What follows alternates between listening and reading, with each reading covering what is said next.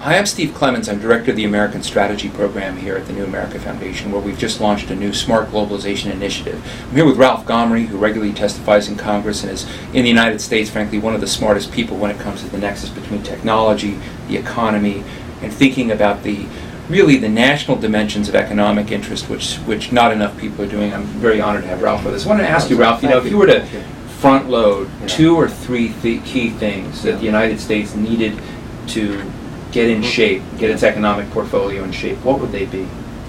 I think that we have to remember that the companies, our great American companies, are really here to help the country.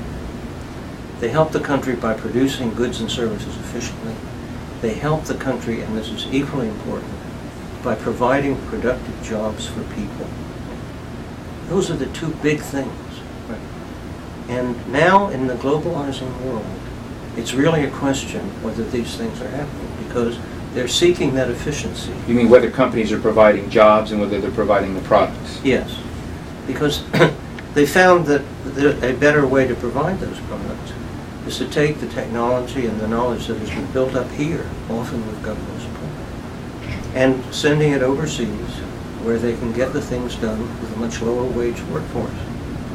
And that leaves the other half of the business, which is Americans, the sort of productive jobs that have made us a rich country, is fading away.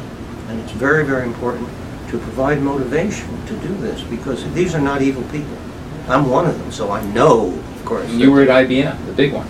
Well, I'm a director of companies.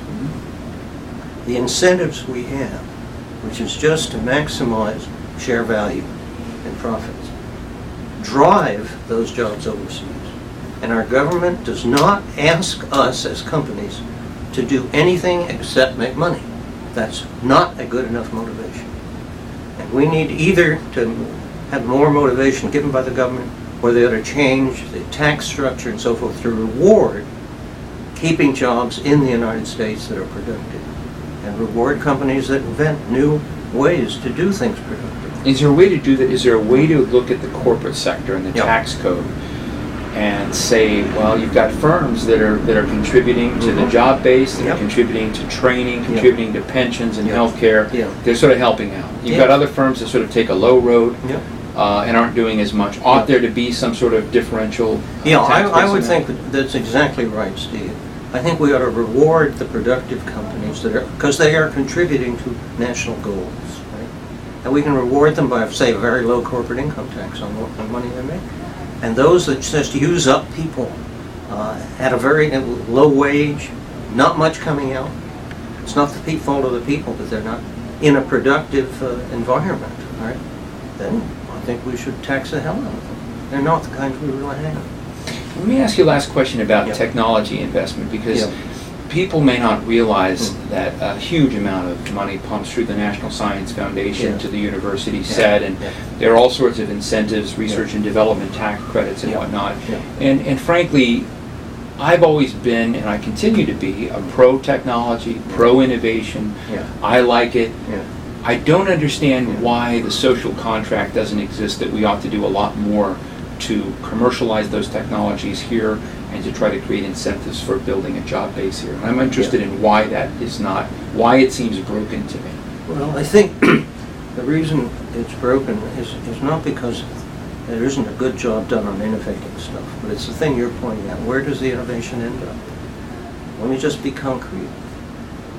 If your semiconductor plant is in China, which is where Intel is building its next one, and you've got guys doing innovations in semiconductor processing, even if they're still in the U.S., where's it going to go?